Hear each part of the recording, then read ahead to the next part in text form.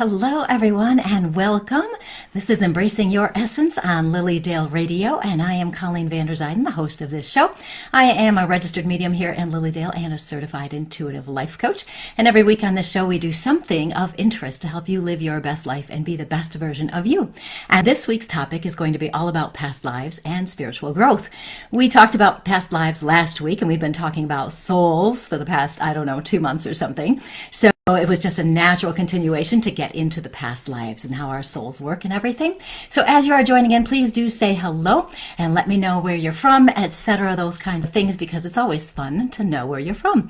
So we are going to be talking about all sorts of stuff, as I said, with past lives. Before we get to that, though, we do have some details. LilydaleAssembly.org. You can go there and find out what workshops are happening. We do have some off-season workshops, and they usually happen on Saturdays and every now and then on a different day. So we do have those. And also, Lilydale Assembly Incorporated is the official Facebook page, and that's where you'll also find out about all the events we have going on here in Lilydale.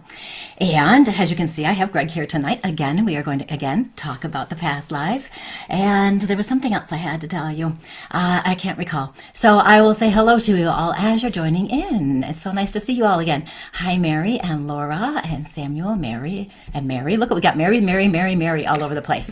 Hi, Mary and Darlene and Cheryl. Thank you so much for joining us tonight.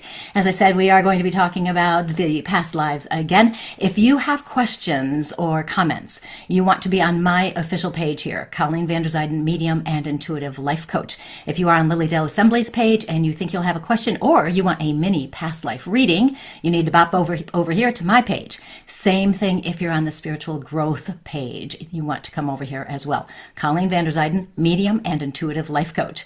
And that way I'll be able to see your comments and we can go from there.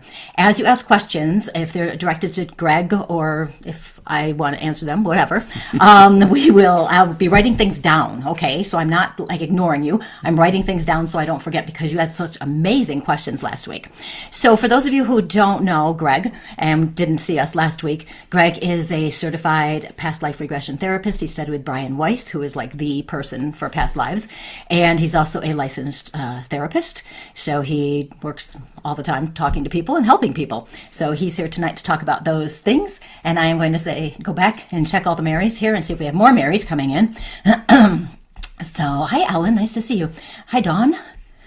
My cousin Dawn lives south of Cleveland. She lives in Strongsville, I think it is.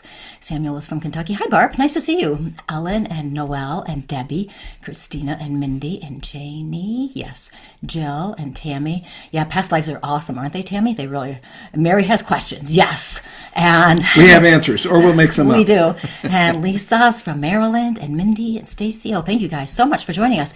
We are so looking forward to talking about past lives and again. And Joe's back again. And Kelly. There's so many people who have come back. Okay, look at question number. Look, Mary has the questions labeled. What soul lessons have I learned from past lives? So that's a more personal one. So give that one to you. Mary, soul lessons, past lives. Yeah, that's fun. So I will talk to them. I'm writing it down so I don't forget. And we will get to that. So everybody saying hi, Greg. Here's Tammy saying hi, Greg. Hi, Tammy. Interested in a mini past life reading? Okay, so what we'll do is we are going to just chat a little bit first, and then I will be taken over by Spirit and talk to you individually. So when we were talking today about past lives and what we were going to talk about tonight, and I was talking about the soul evolution. And you know how I've been talking about the soul and how our souls continue from one lifetime to the next, whether, if you believe in reincarnation, that's what we're going to talk about a bit. So really, why are we here? What is the purpose of our souls being here?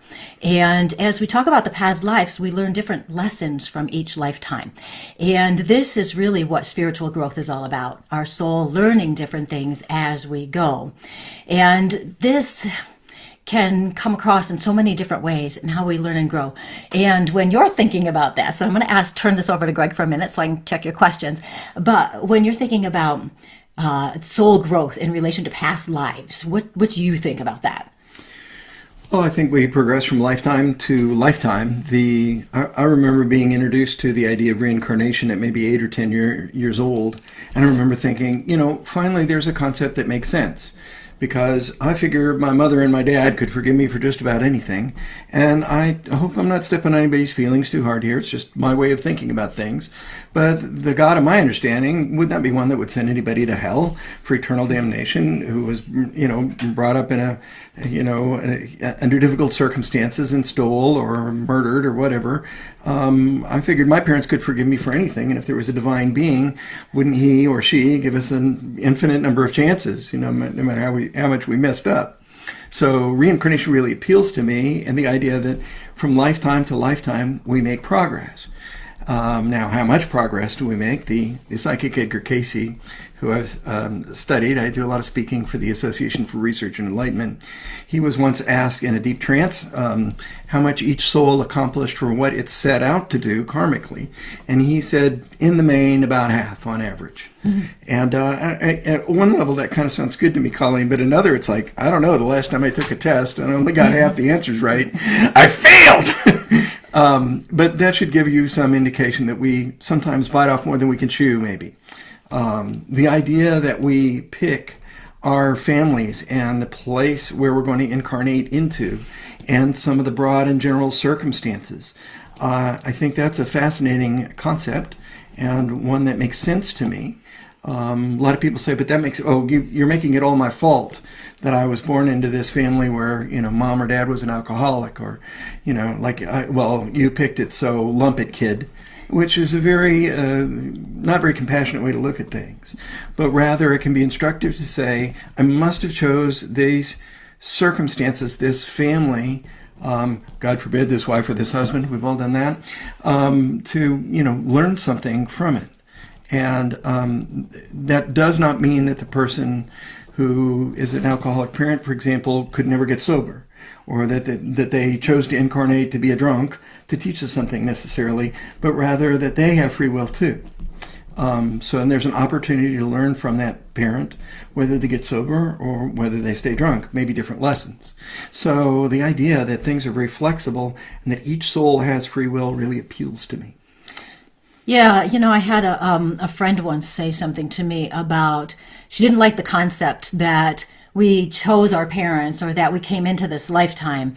And she was actually very spiritually advanced. So I was kind of surprised by that, because this is something most people who are spiritually inclined have thought about, right? My theory is that if we, as souls, we look at what we want to learn in the next lifetime. And so, yes, wouldn't we choose, we'd be very brave, of course, but wouldn't we choose situations or people in our lives to help us really evolve into the best version of our soul that we can? And she didn't like that idea, because she said, no, I would never have picked these parents. And I of course, put it back on her a little bit. And I said, well, did you learn anything from them? And she said, well, I did. And it's like, okay. So, and it's not that we, it sounds funny because people will say we're responsible for everything in our lives, I think we have to be careful there. We very much do, because it makes it sound like we're blaming ourselves for doing something wrong, or that we're not good enough people, and that's why we have bad situations. And that's not the case at all. So it's almost, in my perspective, that we have to kind of detach a little bit and just go, okay, if my soul is in this situation, what can I learn? Maybe, what do you always say about this situation is something where I can best learn or something? My clients have come to call it Greg's question. It's like, oh, not that one, Greg. And the question is simply this: what could I learn from my current situation that I could not learn any other way? Okay, and we have to be really careful here, because somebody said, well, I'm married to a person that's physically abusive, or I'm married to an alcoholic. And I don't know, that's a question you really have to pray about, but it might be to learn that you don't deserve that, and that you need to step back in as much love as possible and leave this person. It might mean that you stay for a time and give them an opportunity to get sober or to change or to grow. I don't know what that lesson is, so we want to be careful there. Like, because I married this person that beats me, I have to stay with them. No, you don't. Okay, and that's probably not the lesson. Okay, but that there is something that can be learned from it then brings a lot of meaning to life, even when it's hard. So it's like, this is not for nothing. My soul may have taken this on at some level. And there's a little bit of power in that. It's like, maybe I'm not as much of a victim here as I think I am. that this business deal went bad and there's something I can learn about taking care of myself or stepping back or taking them to court maybe. I don't know. Right. And that makes sense. Doesn't it make sense, right? To think about things just from that little objective perspective, a little bit, just to see. Now, somebody has asked a question, and I'd like to address it right away. And I'm making notes of all you people who want readings, and whether I get to all of you, I doubt. But I will do my best. But I caught Ellie's question here. What is my life path in relationship to my past lives and even parallel lives? I believe that they may be interconnected in some way. So her life path, she's asking her life path now, I assume, connected to, in relationship to the past lives she's had and even parallel lives. Now, Ellie, I'm going to touch in with you for just a second here, because I know that in this lifetime, you're the kind of person who wants to be here for people, and that you have spent a lot of your time releasing negative energies. And you've had some experiences in this lifetime that have been very challenging for you, but your soul has called you and you have risen above them, and you have set yourself on a path that is here to help other people. Okay, part of this is connected to your past lives here, because your past lives, you were the kind of person who also tried to help in the past, and people didn't listen to you. They didn't hear what you were saying. And there was also a part of you in another past life where you were there for, how can I say this so it makes sense? You connected with somebody else who was going to be like your mentor, your guide, okay, on your journey. And you soaked as much up as you could. All that information, you soaked it up. You wanted to help. And unfortunately, that lifetime was cut a bit short for you, so you didn't get the opportunity to help as much as you wanted to. So now in this current lifetime, in some ways, it feels to me as though you're putting together a bunch of lives. You're putting together the lifetime where people didn't really listen to you and you tried so hard to help. You have had some tragedies and things like that in past lives as well as in this lifetime. And those things, still on occasion, you'll have people, I'm going to use the word attack, and I want to use that broadly, okay? Criticize you, judge you, and you might feel insignificant or not good enough. This is a lesson for your soul to stand in your truth. So everything that's happened in the past has led you to this lifetime where you very much want to be there for people. So you are definitely on the right path, and a lot of your struggles or challenges in this lifetime are related to the past. It's like you're rewriting them. You're getting a new story here. So you're not stuck in it anymore. You're using your power to get there. Okay, so I'll leave you that with Allie there. And Mary had a question, which was a cool one. Why isn't past life memory automatic? How come we don't remember our past lives automatically? Well, that's a very good question. And I think some of it is kind of on a need-to-know basis. There's probably some people, and we'd love to hear from you if you have, that have had spontaneous past life memories.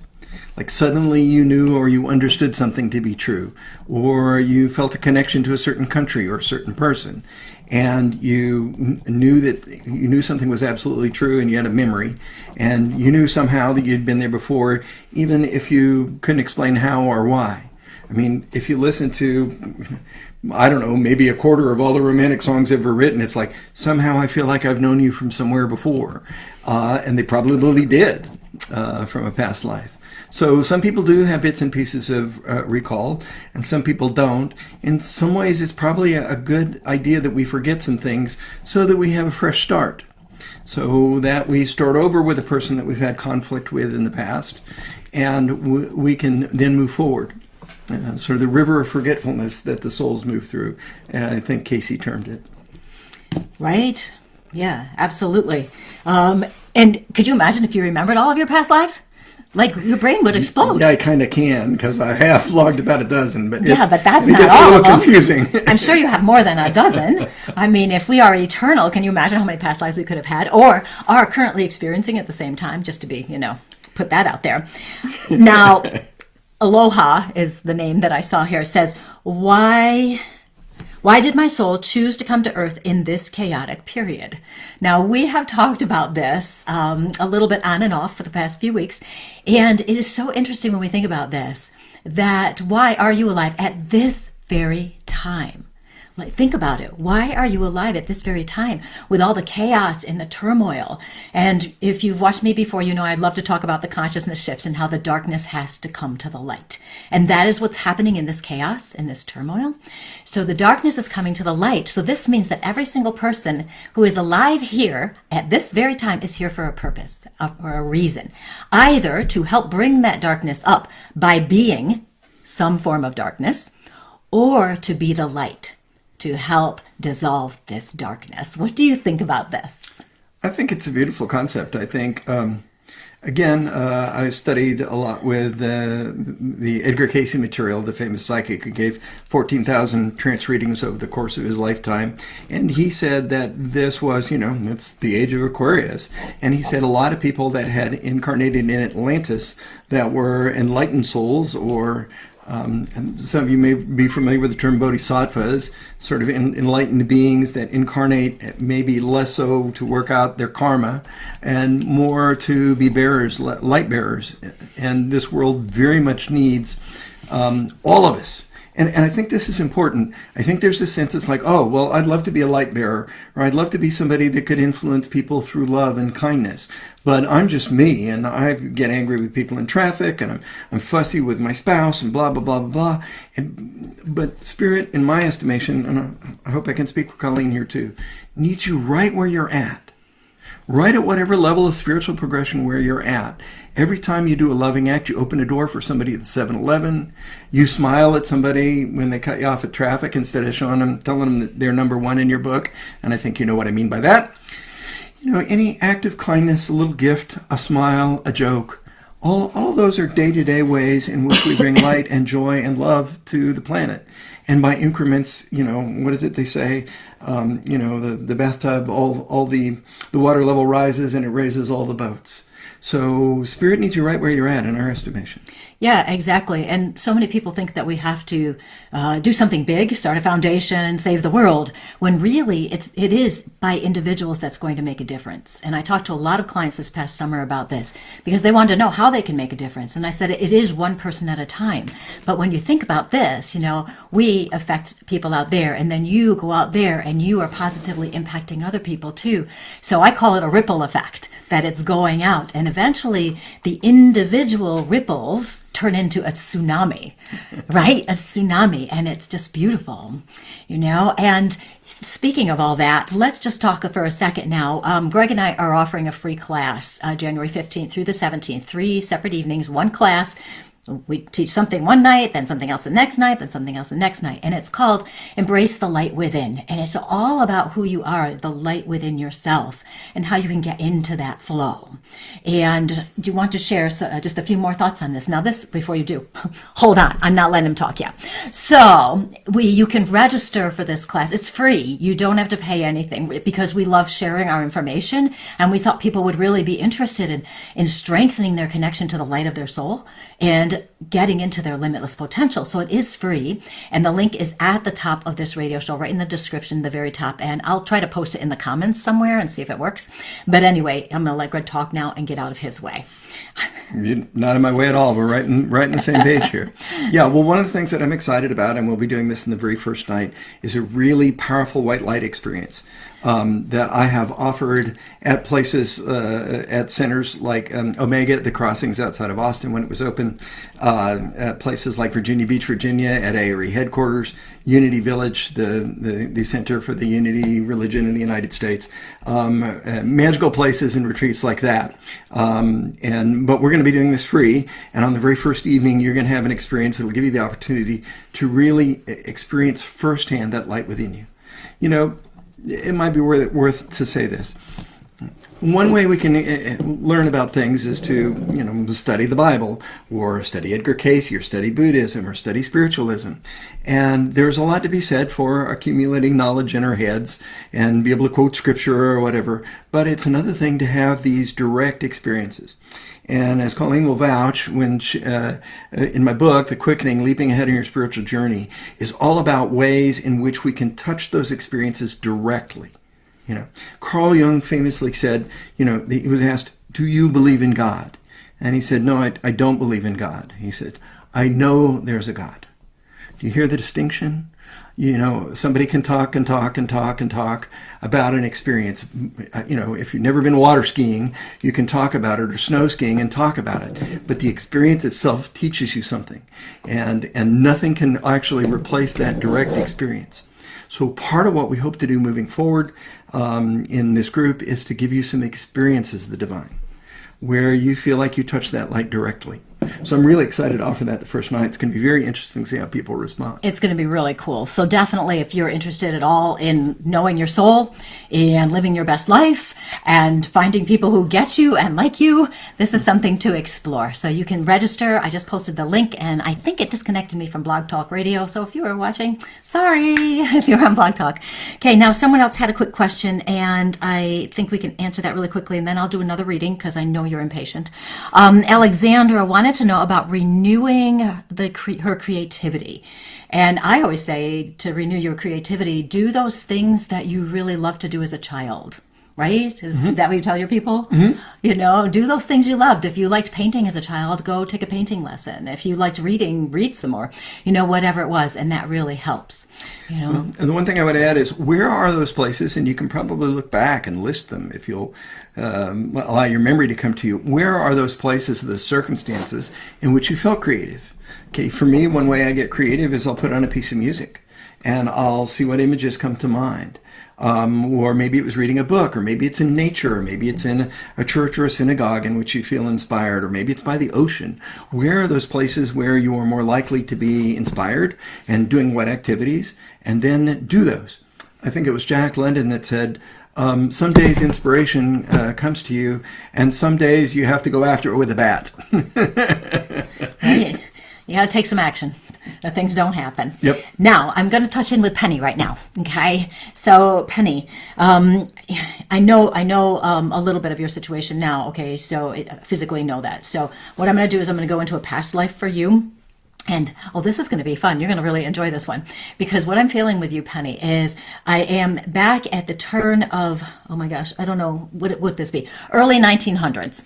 Okay, so I can see you in the early 1900s. I can see you very much struggling for food and things like this. I also see illness, like a lot of illness around. So I don't know if it was a flu or if polio or something was still happening or what else was happening then. I'm not good on history.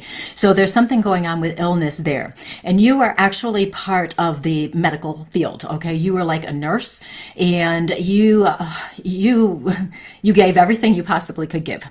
You were there. You went from house to house to house. That was in house calls, all that stuff. You were there all the time, and you were always helping people. And you would get sick regularly because you were always picking up other people's stuff. Okay, and your life was cut short as well as the other person that I was just talking to. So your life was cut short. But here's the thing. Your life, when you crossed over from that lifetime back into heaven, your life review was one of those life reviews where you look back and you see how much you accomplished in your short life and what a difference you really did make. So even though it was on the shorter side, you made a huge difference there. So for you, that's one of your past lives, okay? When I'm talking about past lives, everybody, and when I touch into one, it's just one, okay? And it's just a small snippet of it. And there are so many more situations and experiences you've had that can be more profound or more related to this life or not, who knows? But for you, Penny, it's important also, because I'm going to take you back to another one. I want to do another one too. I don't know why, but we are. So I want to do another one, and I want to go back earlier where you were. I want to be on like the plains, what do they call that? Like in the country, the cowboy times, way back, the settlers. That's what the word I want, the settlers. And you were a very much a strong woman, a very assertive woman. You worked hard. Life was a struggle. It was definitely a struggle, but you were the person that never gave up. So those two lives seem to be important to this life because of the resilience for that one, and the other one with the givingness that you have. And so whatever's going on in your life now, there's something that ties in with those two lifetimes. So that's for you, Penny. Thank you for signing up, Joe. Carolyn is saying her father taught her about the ripple effect. Okay, we'll just leave that one. Thank you, Don. Yeah, we are not money people. We really aren't. We need enough to make sure we're going to survive and pay our bills. And you know how it is that sometimes people, you can tell when they're smarmy and it's all about the money. We're not that. So we like doing free classes every now and then, you know. I'll let Greg take this so I can check some more of your questions. Cassie says, sorry if this was covered already, but do you carry things over from past lives? That'll be something fun to talk about. Yes. Well, two ways to think about, what happens in past lives. Very often, when I do a past life regression, someone will go to a lifetime that is a bit traumatic. And people say, well, why would the soul take you there to some scary memory or something that's a little uncomfortable? And it's probably because something went incomplete. Some fear may carry over from a past life, some issue where if we get hurt a lot by in romantic relationships that may account for us in the current lifetime being very hesitant to get into a committed relationship now. But also skills and positive things can carry over from lifetime to lifetime. If people are, if there's something you were naturally drawn to as a child and interested in, that may well be carry over from another lifetime. And even if you don't remember the specifics of the lifetime, that skill set or that interest,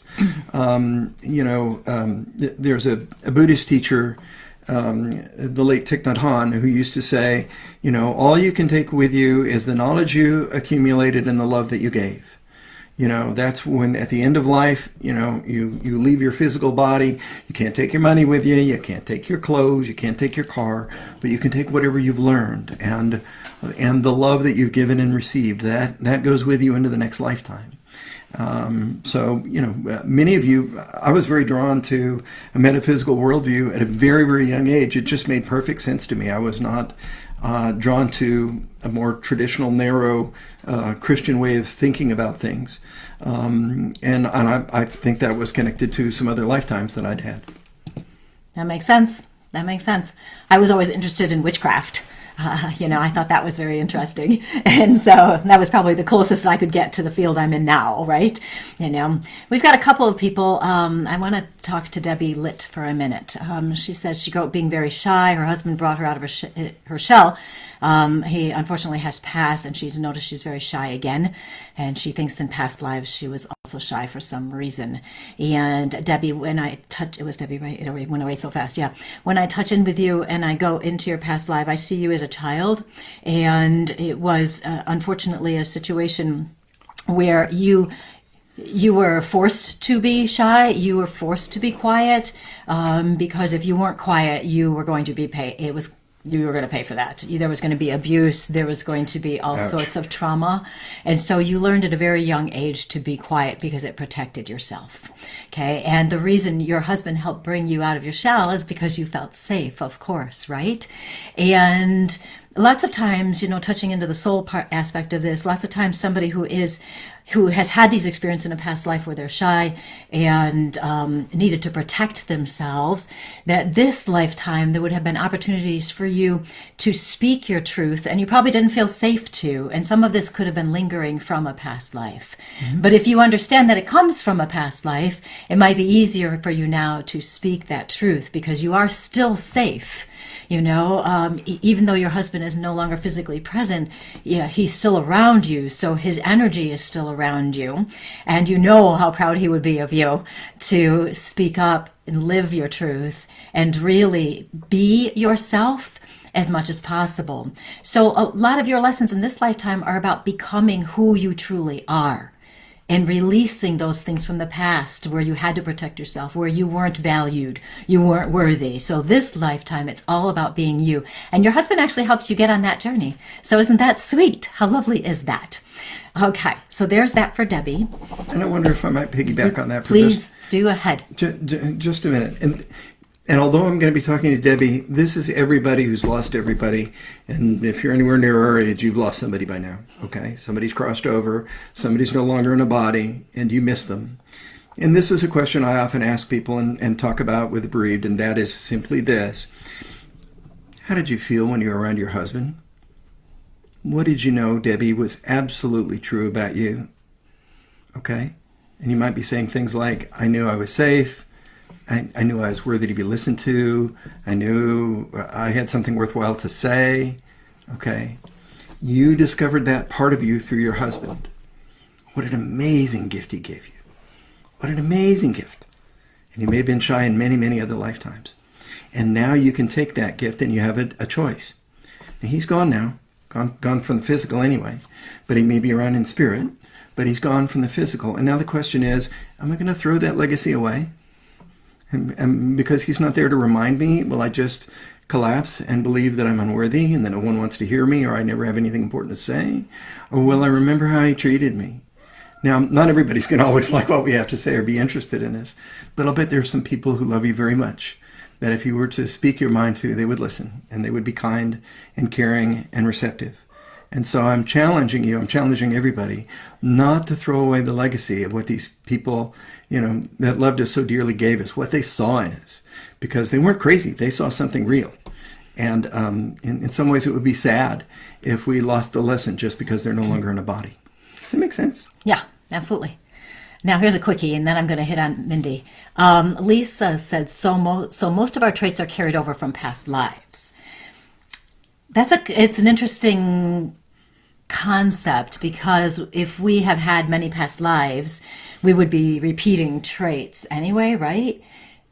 Well, yeah, but I don't know about most, 43.6%. I mean, I don't know how many. But yeah, they can carry over. Our bad habits can be changed, and then, we start something new in this lifetime, and then that becomes our new baseline, I would think, for the next lifetime. Yeah. And we would pick certain traits we'd want to take into this lifetime, I would think. I believe right now, and I could change my mind in 4 minutes, but I believe right now that there are certain soul qualities that are very important to our souls. And so when we come into lifetimes, we take those with us. We might be on the opposite fence, but there it is. And thank you, Cheryl, about the comment about the painting. Behind me, my daughter painted that when she was a teenager. So I want to touch in with Mindy. Mindy wanted to know if her husband and she had a past life together, and you absolutely did. I love husband and wife soul connections. We feel like we have a soul connection, that there was something, and whether it was from a previous life, I'm assuming it was, but I'm sure it was. Lots of times, and not always do we have those soul connections. And they can be with other people, not just our spouses. They can be with our kids and our parents and friends and all sorts of things. So Mindy, yes, you definitely had a connection with your husband in a previous lifetime.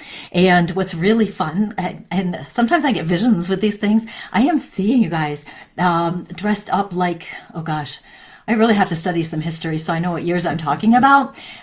When was Mozart alive?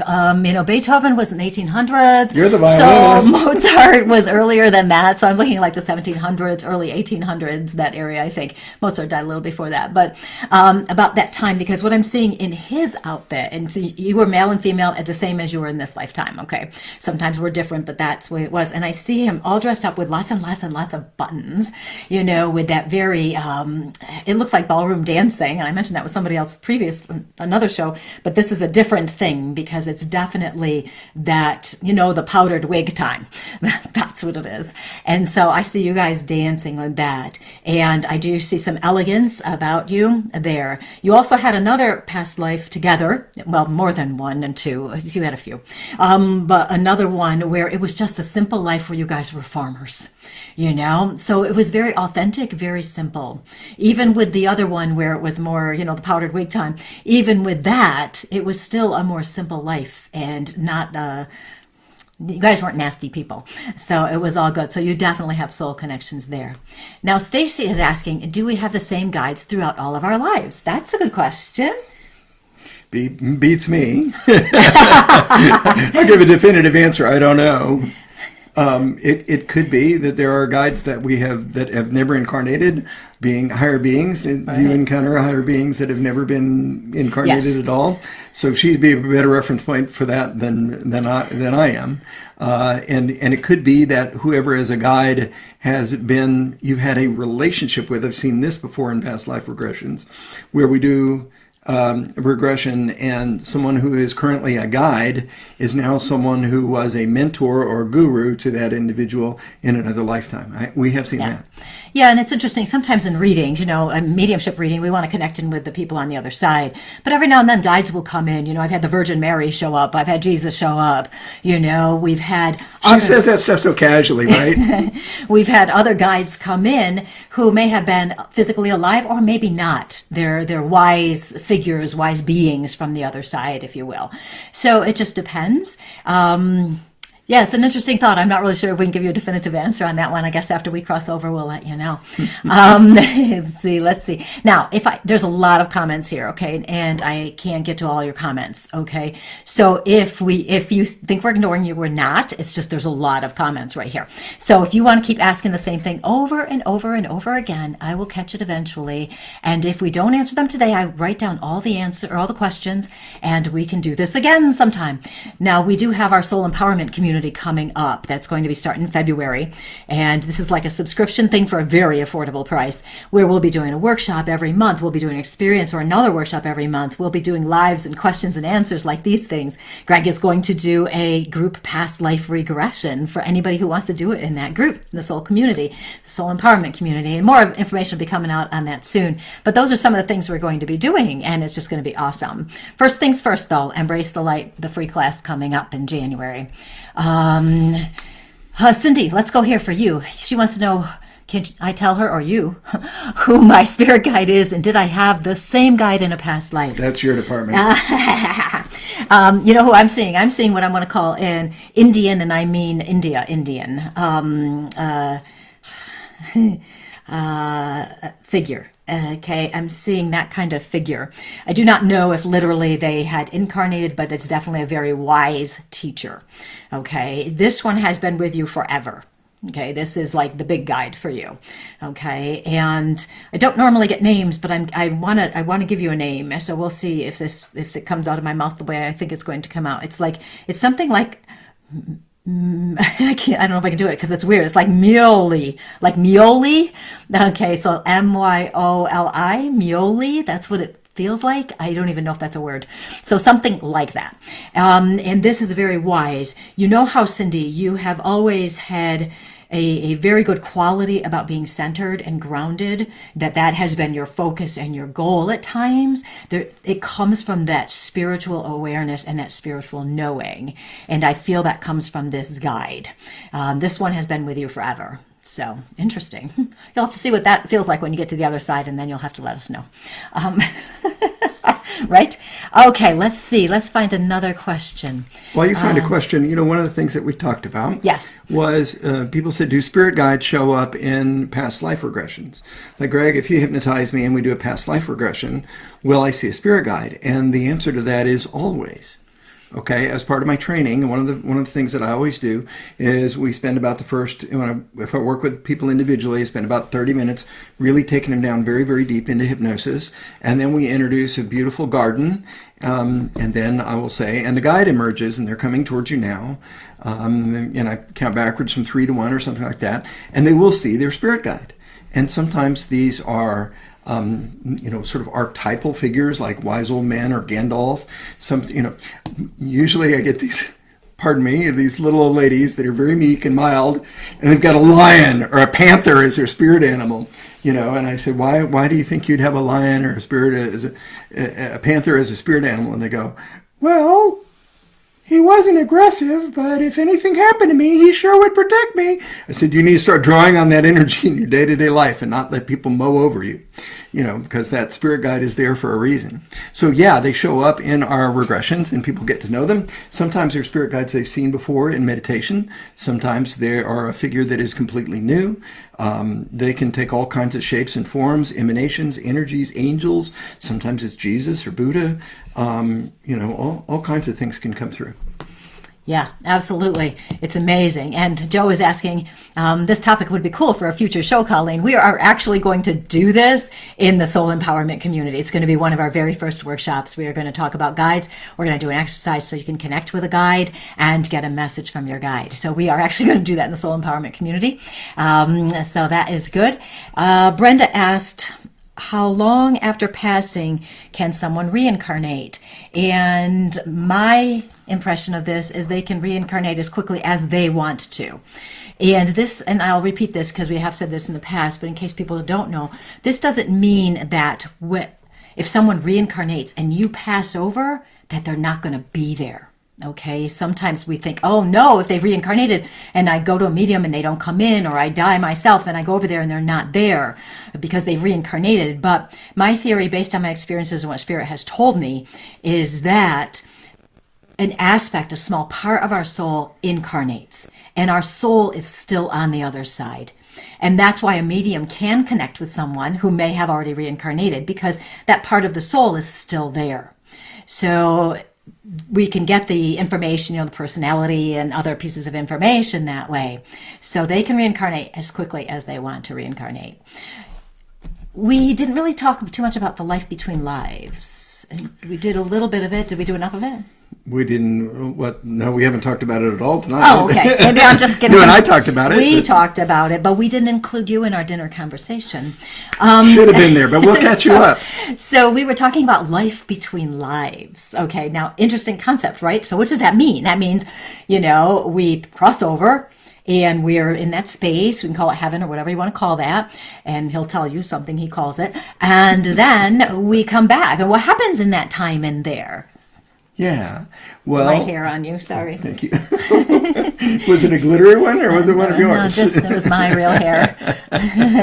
Yeah. Well, interestingly, a little bit of history. There's a gentleman by the name of Dr. Michael Newton. If you are familiar with Michael Newton's work, Journey of Souls is his book, Destiny of Souls, Life Between Lives. In the late 60s, he was doing hypnotherapy, and some people flash back to past lives. His story is very similar to Dr. Brian Weiss's, who I trained with. And over time, he developed not only a practice where he took people to their past lives, but he found them going, he would walk them through their death. He would see them float up, and they would see the space in the life between lives and begin to describe what that looks like. Can you imagine? And so, he has compiled his research of over 7,000 of these life between life experiences as reported by people under hypnosis that go through their death in their life, most recent life, prior to their current incarnation. Okay, hope that makes sense. So I died in the early 50s. For example, my last lifetime, I was a reporter for the Philadelphia Inquirer, by the way. And then I incarnated again in the late 50s. So in that time in between, what happened? What was going on? And Michael Newton regresses people, and this is something we'll probably do in the soul community too, a life between life regression, where you see not only passing from your last incarnation, but what happens in between. There's a period of learning, or do you meet with your spirit guides? Or many people remember under hypnosis picking the lessons for their current lifetime. Isn't that interesting? Like, I am going to incarnate with these parents to learn these lessons. I'm going to incarnate in this part of the world to learn these specific lessons. And so that I can grow. I'm going to incarnate with these people because, hey, we had a blast 2 lifetimes ago, and I want to party with them again. And so I want to see if they're, is it their timeline too? Okay, well then I want that. Sometimes it's conceptualized, and again, I don't think this is all symbolic probably, but people have seen it, for example, as a room full of of TVs or video screens where they can zoom in to one and see what their potential lifetime lessons might be and see whether they want to take on that lifetime. Isn't that cool? And then if it's not to their liking, they can pull back, and that their guides advise them, spirit guides on the other side. They might say, yeah, you're biting off a little more than you can chew if you do that. Don't do that. And some people say they were advised by their guides and they did it anyway. They said they had free will. And then other people in between lives said things like, you know what, they won't let me do that. That's a bridge too far. That's a step too far. I'm not ready to take that on, or that's more learning than I can take on. And I'll bet there's a few of you out there that are going, oh yeah, that describes this lifetime, Greg. I took on way too much, bit off way more than I can chew. It certainly feels that way sometimes, doesn't it? Absolutely. And just so y'all know, we've got a a troll on here whose name is Ifa Biodun Alfadulbaba. And I'm trying to find him so that I can block him with the comments. So if that you wonder what I'm doing, that's what I'm doing. Okay, hold on. I can see myself doing this on my phone. Just ignore that person, okay? I'm going to, and anybody who's saying private chat, don't do it. Okay, don't do it. There's another one too. So just don't do those things. Anybody says private chat, anybody says message me, I'm going to give you a reading. Don't do it. I will get rid of all those as soon as I can. Hey, shout out to Ron and Victoria while you're looking for your next question. I'm going to find another thing. Okay. I'm just going to go to the other comments that we have. Somebody asked, how do we evolve if we have past life amnesia? Well, again, I'm going to go back to a question I asked my clients that we mentioned earlier. Something is happening in front of us, and this is in line with what the psychic Edgar Cayce said about our life lessons, okay? If something's right, a lot of people think, I can't wait to start my spiritual development once I get through raising the kids and saving for retirement and, doing this and shopping for the grandkids for Christmas and blah, blah, blah. And then I'm really going to, no. Right now. Whatever is going on right now in your life is your spiritual journey. Whoever you're frustrated with that you can't forgive. Wherever you need to set boundaries, but you seemingly can't do that. Wherever those places that you find yourself tempted that are hard to resist, these are the places, this is the edge of your karmic journey. And in some ways, we don't have to know exactly what happened 8 lifetimes ago to know that our lessons are right in front of us. And so, yeah, but it can be comforting to know, like, if I'm, like Colleen is afraid to go into water above her head, I think, and she recognizes that comes from another lifetime where she drowned. But if you're afraid of the water, it could be because you, drowned in another lifetime. And if it's important to you to conquer that fear, you can take it on, and if it's not, you don't have to. I think it's important to remember that this concept shows up in Edgar Cayce work, in Buddhism, in mystical Christianity. We always have free will. We have free choice. And you do not have to take your life lessons if you don't want to. It's kind of tragic in a way. It means more incarnations before you get to graduate. But it's up to you. You can take on as much as you want to. Edgar Cayce was once asked in Deep Trance, how much do we accomplish in a given lifetime? I think I said this earlier, and he said about half. So right? Clearly we don't always learn as much as we hope to. That is so true, isn't it? Okay, so since I was having a little difficulty with the people here. If you want a reading, now's the time to put it in the thread again, because I don't want to give a reading to somebody who's actually not watching, because that would be weird. So I'm going to go with the Skylight person. He says, I'm male. My name is Hans. I'm watching from Panama City. May I have a reading, please? He's asked a few times. My brother's name was Hans as well, so of course it caught my attention. So Hans, oh yes, you have wonderful energy, by the way, Hans. You have the energy of someone who truly lives from your heart. And for past lives for you, you have been all over the place. Lots of times we think we are in you're in Panama City, and lots of times in the United States, we all think, well, I lived in the United States all the time, right? Because that's what we know. And so I'm glad you tuned in, because I want to acknowledge that you have been in many different areas. I am actually seeing you, and this is going to be fun. You'll have to do some Googling to see if you can find this information. I actually see you in a royal family. Okay, and it's funny because lots of us were like, I want to be a king or a queen in a past life, and really, so many of us are not. But it doesn't happen very often. No, not legitimately. So, but I do see you, Hans, as royalty in a past life, and it actually feels Japanese to me. Okay, so there is that feeling. I do feel you being a male in that lifetime, which was good, because otherwise you weren't going to get anywhere being royalty. So there's that. And here's an interesting piece of information. You weren't the nicest person, which is kind of odd, because your energy in this lifetime is so open-hearted. But back then you weren't necessarily a nice person because of who your father was and how you were trying to follow in his path. And he was the kind of person that was very strict, what he wanted, and it was really about control. And I wonder if that lifetime is part of the reason why in this lifetime you're living with such an open heart. So you'll want to go back. Oh gosh, I gotta have to do some studying here. I want to go back to like 1800 something with royalty and the Japanese family.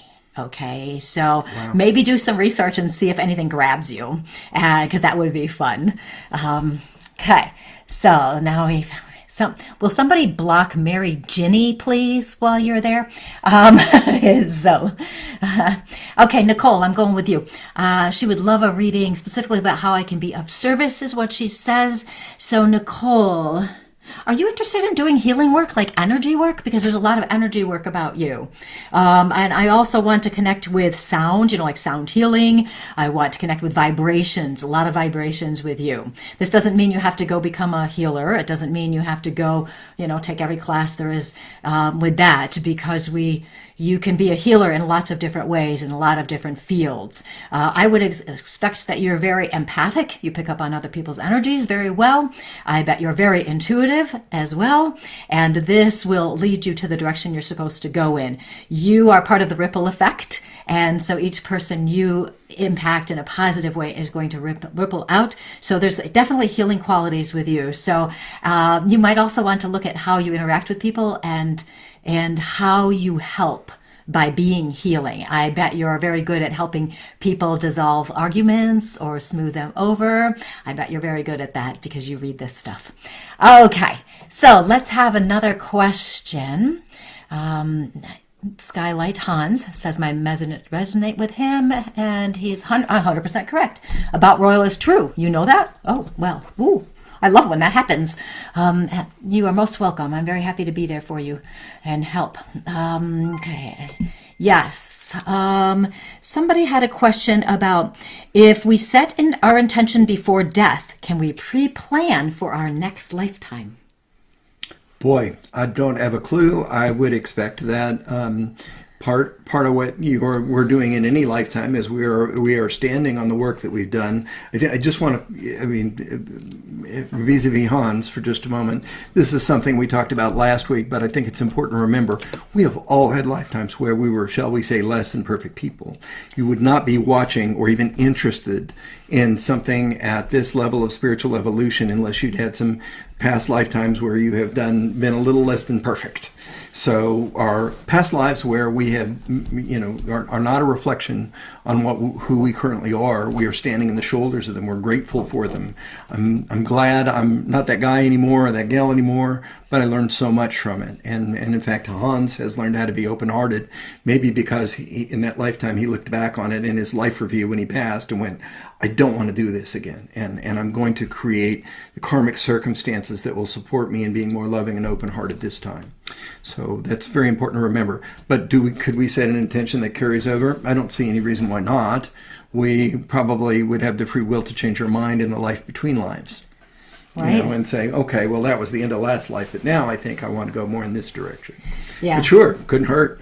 Yeah, absolutely. I know my daughter, I've said in the past that she was my mother in a past life. She told me she was my mother before she came here this time, which means that would be fairly recent in our time. Literally told you that when she was little, right? Yeah, she was like 2.5 years old. It wasn't a reading that you did for her. No, yeah, she just told me that she was my mother. And she goes, before I came here this time. And I was like, whoa, okay, cool. So we've decided we're going to be sisters in the next lifetime. We decided that about 15, 20 years ago. So we're aiming for that. We'll see how that goes. Okay, so Jackie Salazzo, you're still here. I saw you posted. I'm so sorry to hear about your nephew passing. Mm-hmm. Yes, and I don't remember the rest of it, of your comment there. But Jackie, I do want to touch in with your energy as well and give you a little brief reading. Oh, this is funny. I'm seeing such interesting things, you guys, this evening. You have brought some really interesting past lives here. I am in a saloon now, and Jackie, you are one of the ladies of the saloon, and not the ladies upstairs, not those ladies, the ones that people visited, not those. You are one of the ladies who served in the saloon. So you had on the fancy whatever outfits that they wore back then. You were also quite the sharpshooter, by the way. Very good with the guns. You really could defend yourself. And so, if a guy gave you a problem, you could handle it. And so they did call you something along the lines of old broad, but you were not old, and you were not like, we think of broad sometimes as being unattractive. You were definitely attractive and quite voluptuous, shall we say. And the men would hit on you, and you shut them down so fast, so they didn't bother you. But here's the difference, between somebody who's like crass or whatever, is you really loved your friends there. You loved the men, and they loved you, and you guys had great teasing and stuff between you. And so if somebody like a newcomer came in or something and hit on you or bothered you, the whole place would step up around you to protect you. But then you'd get mad because you wanted to protect yourself. So that's part of your past life, Jackie, and I don't know why that one came into this life, is into the message today, but it probably has something to do with your strength and your ability to handle things. And it probably has to do with you knowing what was most important, and that even though you were in that role in that lifetime, you were still here in that lifetime to help other people, and you're doing that now in this lifetime too. Oh, how beautiful. Very interesting. I did not expect to talk about being in a saloon, so that was fun. How do spirits factor in? Are they truly trapped? I'm not sure what that means. Okay, you don't know either. So are you thinking like spirits being trapped on the other side? But they wouldn't be, because they're part of the soul, and the soul can still incarnate or just be on the other side. So here's a question. I know somebody had said something earlier about, how many times do we incarnate, and do we have to incarnate? You don't have to. You can pass and you can stay over there as long as you want. My opinion so far, again, based on what Spirit has told me and experiences, is that our souls want to learn and grow. And this is such a fast way and profound way to learn and grow. And painful way. I mean, let's be honest. The near-death experiencer, Danny Brinkley, who was just at Lilydale here this last summer. I got to present with him at Virginia Beach here a few years ago. He's had 4 near-death experiences, and he says, you have no idea how courageous you are to incarnate into Earth School. Okay, he says you are courageous. He likes to use the term warriors. If you like that, go with that. But you're courageous because this is a tough school. Mary Roach, who's a prominent psychic, likes to say that there are sort of 3 lower realms. I mean, who knows, okay? Just giving you something. There's sort of 3 lower realms, and Earth is the lowest of the 3 because lessons come hard and fast in this schooling. There are people that say in Life Between Lives that there are universities and institutions in which you can learn things on the other side, in the Life Between Lives. However, they report that's a much slower way to learn and a much slower way to progress. But of course, we have free will. Somebody asked how quickly can people incarnate. Edgar Cayce said that after World War I, young people that died suddenly came back in a hurry, and many people incarnated. And again, after World War II, I think the same thing happens. I incarnate very quickly. It's like, let's get on with it. That's kind of what my soul's about. It's like, come on, chop, chop, let's go, Greg. So I don't usually stay very long on the other side based on my memories. Does that sound about right, Colleen? I don't know. I don't know about mine either. So let's see. Somebody had a thought and it's already left my head. Oh, somebody asked about Greg's book. Greg's book is called The Quickening, Leaping Ahead on Your Spiritual Journey. Okay, right? Well, is that the title? You ought to know. You're the one that read it. All of a sudden it felt weird. So I think that's the title. Yes. Yes. And my book is Courageously You, Magical Mind Games to Get Unstuck and Reignite Your Joy. And just, again, if you have not yet registered to be in the Embrace the Light free workshop, definitely do that. I did post the link in the comments and it's also above. And if you want the link and you just didn't catch it, you can just write in there, I want the link, and I'll just put it in there tomorrow for you. Sure. And then, so you'll be sure to get it. We're not going to close the registration anytime soon. Okay. So you have time to register, but I do recommend closing. I do recommend joining as soon as you can, because if the numbers do get, we do want to make sure at these at these classes that we have time to answer questions. And again, if we don't have time that night, we'll do them the next day within the community. The free class is going to be in a Facebook group. So the videos will be there. We'll leave the group up for a week, basically, and then we will shut it down. But in the meantime, we will answer questions and all of that stuff. Okay. There was another question. Somebody asked about night terrors. Have you ever had anybody ask about night terrors and past lives? I haven't. I mean, night terrors are probably a reflection of some other thing that you're anxious about, would be my guess. We could talk about that if you were in counseling with me, but I don't know that they're related to past lives. They might be. There are people that have been traumatized. There's a fascinating little story, and I will post it tomorrow on your page, if I may, about a young boy that in Louisiana, and this was reported on national news, and I'll send you the little clip, who remembered was having nightmares because he was in World War II and died in a plane crash. And he had very specific memories about the kind of plane and the people that he flew with, and what happened was when they put it together that it was from another lifetime, they could calm and soothe him, and then the night terrors went away. The nightmares went away. Interesting. So trauma can hang over. I have had clients that have had past life memories in their dreams, and that were representations of things that had happened in another life. Yeah, it's amazing. So it's interesting when we talk about the past lives because nothing is really absolute, right? You know, you'll see some teachers out there. It's more in the past now. I don't see so many of these kinds of teachers who will say this is the only way.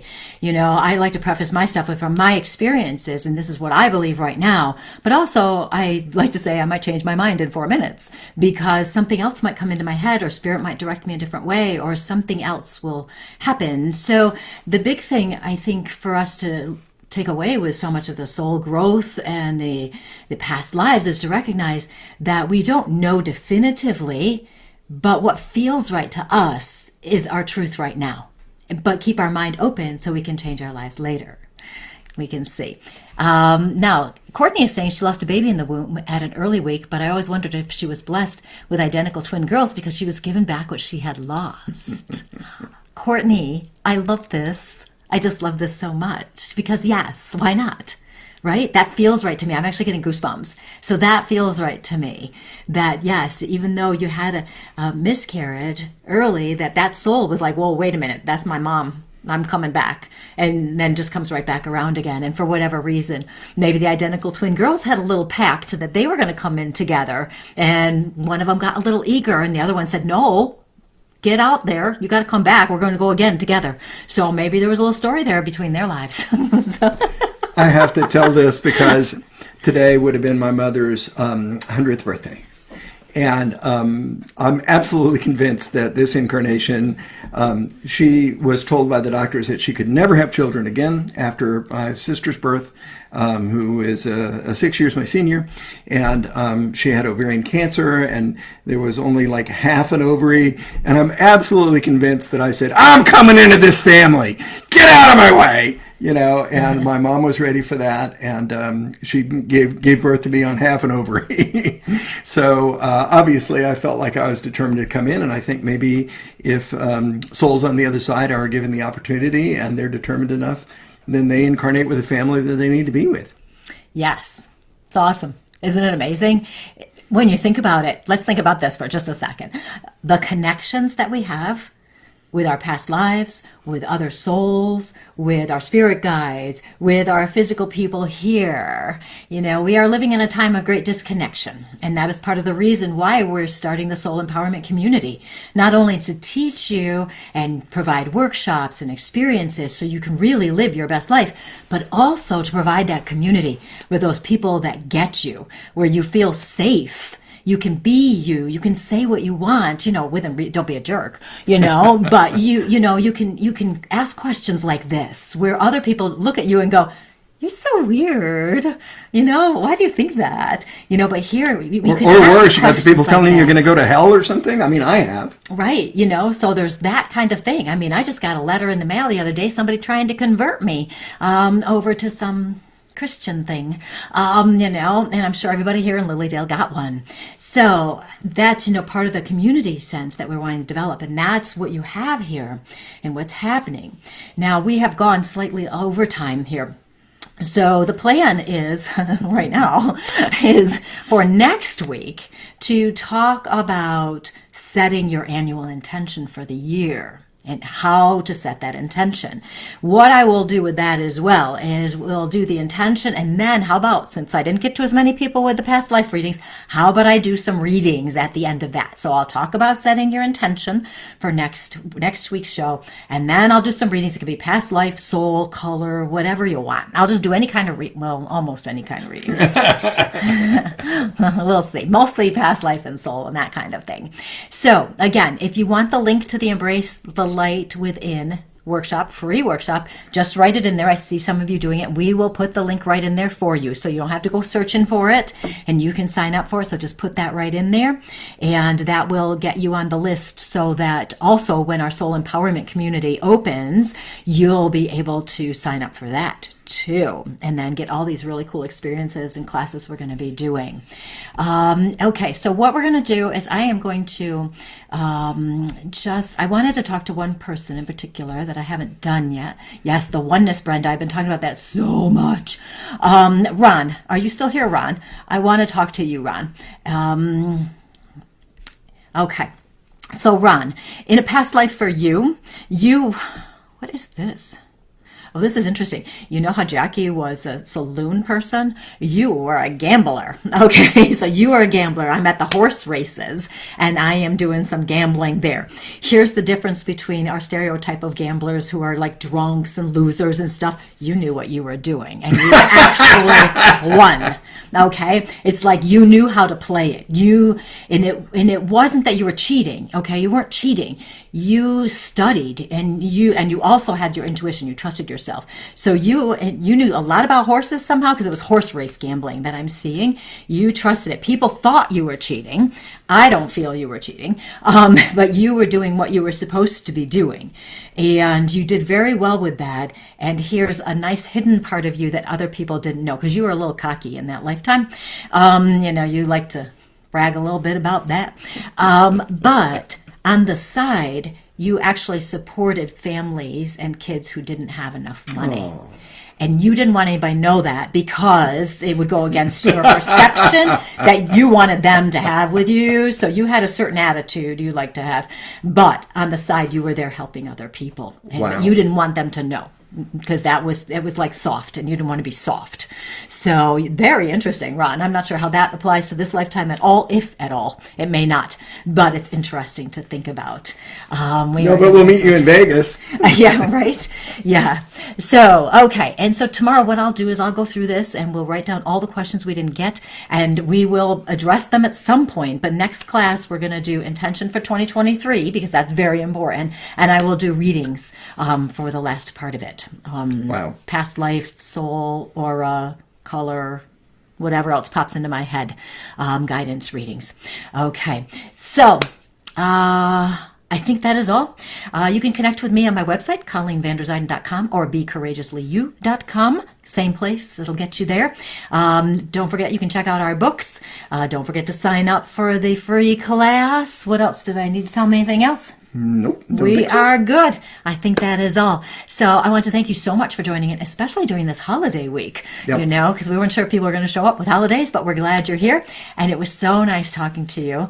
And you have a wonderful, happy new year. And I will see you in the new year. Yes, and I hope to as well. Okay. See you later. See you at the workshop. Bye-bye.